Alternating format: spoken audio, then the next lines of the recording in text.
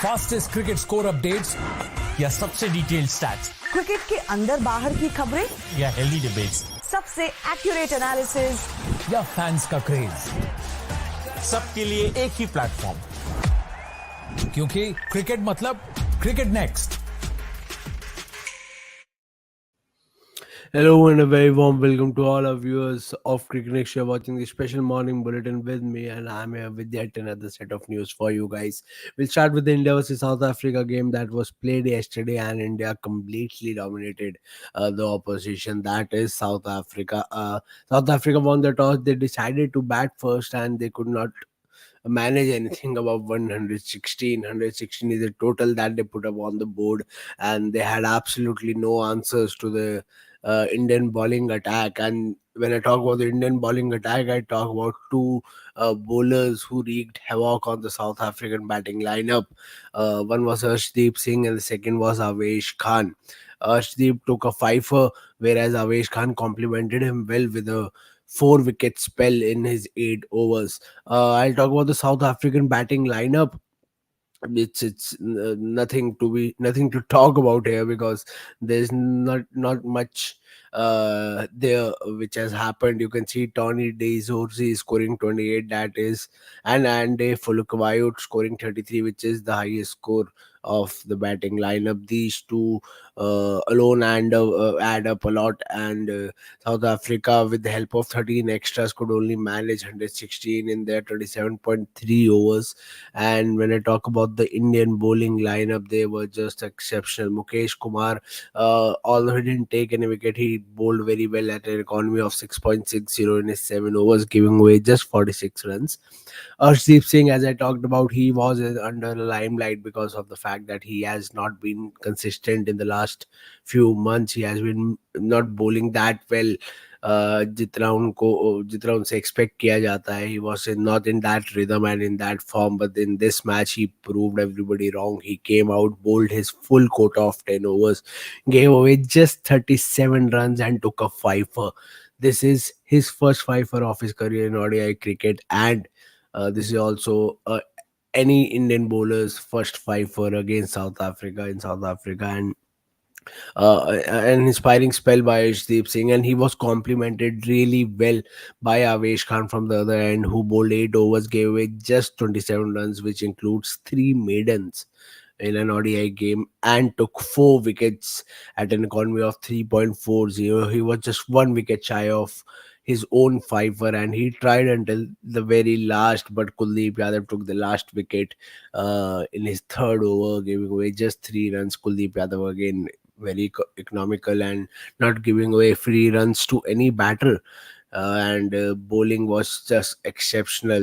Avesh and Arshdeep didn't allow the South African batters to get going, and they made sure that they get wickets at regular intervals. And when India came out to bat, it was an easy task for the Indian batting lineup. Although the lost wicket to Raj Gaikwad was caught LBW by Van Mulder, and debutant Sai Sudarshan again. He was brilliant yesterday. He scored 55 runs, and he showed why he belongs to that stage. He came out and scored 55 over 43 balls, which included 9 fours, and at a strike rate of 127.91. After him came Shreyas Iyer at number 3. He scored yet another half century. He is in form. We all saw he had a good World Cup, and in this match he scored a good half century, 45 balls, which included 6 fours and 1 6. Unfortunately, couldn't finish the match. Tilak Verma came out and scored the winning runs, and Sai Sudarshan and Tilak Verma, both youngsters, went back not out. India chased down the total in just 16.4 overs at the loss of 2 wickets. And South African bowling lineup, again, they didn't have much to defend, so you can't blame the South African bowling lineup here. But all in all, India won by 8 wickets. It's a great start for them for this series. It's a 3-match ODI series. India begins with a victory. They lead the series 1-0. Arshdeep Singh is the player of the match, taking a fiver. He would want to take this confidence ahead into the second game and then the third game, and from here he should build on his confidence and his consistency and his rhythm. And continue performing for the Indian team. So yeah, a good start for the Indian team. Now they move on to the next ODI, which will be played tomorrow on 19th, and they would want to seal the series there, whereas South Africa would want to come out and level the series with a great performance. We'll have to wait and see. This was a complete domination by the by the Indian team over South Africa at their own den. Uh, we move on to the next piece of news, and it is the Australia versus Pakistan match that was played yesterday. This is the first test which Australia won, and Australia completely dominated Pakistan. I'll give you the basic summary of the match. Australia came out to bat first on day one, and in the first innings, they scored a mammoth 487 at the loss of 10 wickets, is 113.2 overs.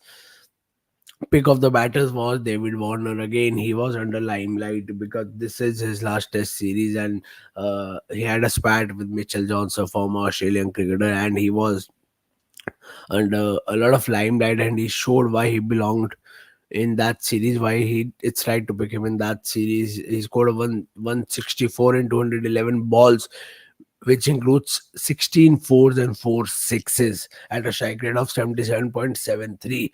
Uh, his batting along with Mitchell Marsh, who scored a good 90 runs of 107 balls before getting bowled by Khurram Shahzad, which includes 15 fours and 1 sixes. These two batters, along with some decent contributions by other batters like Khwaja scoring 41, Steven Smith scoring 31, Travis Head scoring 40, Alex Carey scoring 34. Australia managed 487 runs. And in the from the bowling side, Pakistan's Amir Jamal took 6 wickets in the first innings, giving away 111 runs in 20.2 overs. When Pakistan came out to bat in the first innings, they could only manage 271 runs in 101.5 overs. And the pick of the batters was Imamullah, who scored 62 of 199 balls. After him, the highest scorer was Abdullah Shafiq, another opener, scoring 42 of 121 balls. And they could only manage 271. Now, instead of Australia giving them the follow on, they decided to bat again. And Khwaja scored a good 90. Warner unfortunately got out on duck in the second innings. Khwaja scored a good 90 runs of 190 balls. That includes 9 fours. And Mitchell Marsh again, who scored 90 in the first innings, scored 63 in this innings. And they then declared the innings on 233, and Pakistan had a huge total to chase. Pakistan fans were expecting at least the team to give a good fight, but Pakistan just crumbled under pressure. They could only manage 89 runs in 30 overs. They got all out on 89 runs, and the pick of the batters from that was Saud Shakil scoring 24 runs. That's the maximum any batter scored. And the pick of the bowlers from Australian side in the second innings was Josh Hazelwood and Mitchell Stark, taking 3 wickets each. Pat Cummins, the captain, taking 1 wicket. Nathan Lyon taking 2 wickets, and these 2 wickets were really important. Why? Because Nathan Lyon has entered the 500 club. He has taken 500 test wicket. He has joined this exclusive club of just 7 other cricketers in test cricket. And when the match began, Netherlands was on 496 wickets. After the end of first innings, he was on 499 wickets, but he finally reached the 500 mark on day 4 after dismissing Fahim Ashraf LBW. He had to take a review because the umpire gave it not out, but it was quite a celebration, and he says that he's really proud of himself. After the match, he said, it's something I'm very proud about. I don't think it's hit me yet. There's obviously been a lot of hard work gone into the journey, and I've had a lot more bad days than good days, but to be back out there in the middle, it's pretty special.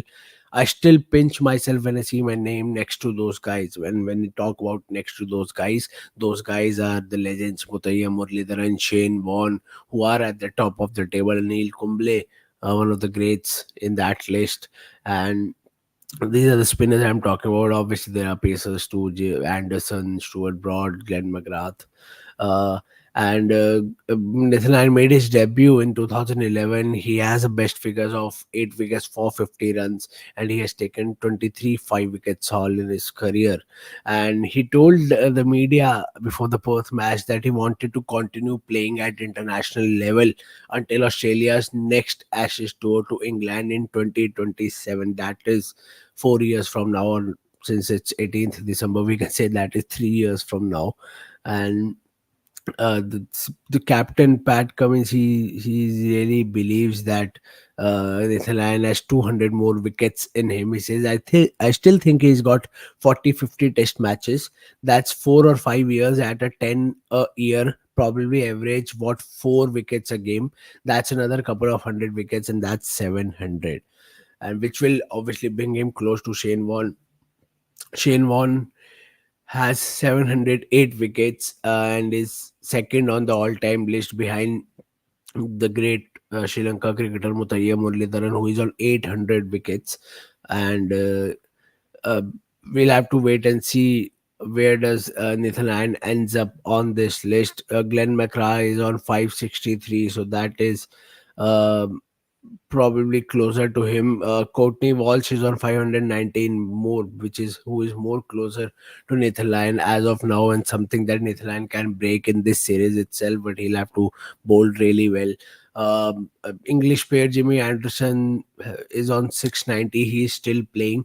Stuart Broad, who is retired, is on 604, and Neil Kumble 619. So these are the elite, this is the elite list with these legends, filled with these legends, and Nathan Lyon will have to bowl really well. As I said, Captain Pat Cummins really heaped praises on Nathan Lyon. He said, I don't think it's any secret that he is probably the most important cog in a bowling lineup.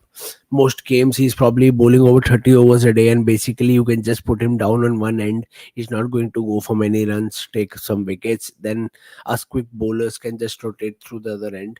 As a captain, it makes it lots easier knowing you have a bloke who's played 100 odd test matches, who knows his craft and can bowl in pretty much any conditions. And Steve Smith also had a lot to say about Nathan Lyon. He said what he brings to the attack and the control and different tempos. He can play defensive roles, he can play an attacking role, and he's got all the tricks.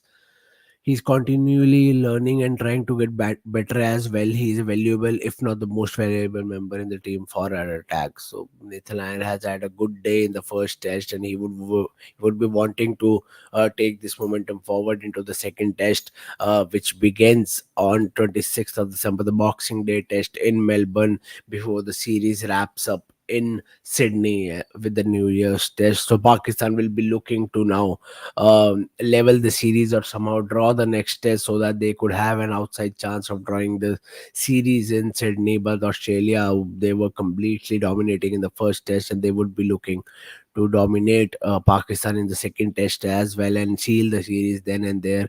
Pakistan has never won a match in Australia, a test match in Australia, uh, and they would be wanting or draw a test match in Australia. They would be wanting to draw or probably win this match, and send some good news and good vibes to the Pakistan fans back home, who really expect a lot out of the team. They want the history to change. They want their team to go out in Australia and win a test match on the Australian shores and give something to the fans to cheer about. But yeah, we'll have to wait and see what happens when the Boxing Day test comes, because the Boxing Day is is a very busy day, because it's Australia versus Pakistan, and then India versus South Africa also begins on the Boxing Day. That is 26th of December. So we'll have to wait and see what happens in both the test. And there's a lot of cricketing action coming your way. So please, please, please do subscribe to the Cricket Next YouTube channel for all the updates. Hit the bell icon, follow us across all our social media platforms, be it Facebook, Twitter, Instagram, Threads. If you have any questions, please feel free to ask your questions in the comment section down below. If you have any opinions about the game, about a team, about a player, about a series, about a tour, just feel free to write your opinion in the comment section down below. We are more than happy to take your comments, take your questions, answer them, or take your opinions and talk about them. Until then, please take care of yourself and have an amazing day today. Thank you so much. Fastest cricket score updates या सबसे detailed stats cricket के अंदर बाहर की खबरें, या healthy debates सबसे accurate analysis, या फैंस का क्रेज, सबके लिए एक ही प्लेटफॉर्म, क्योंकि क्रिकेट मतलब क्रिकेट नेक्स्ट।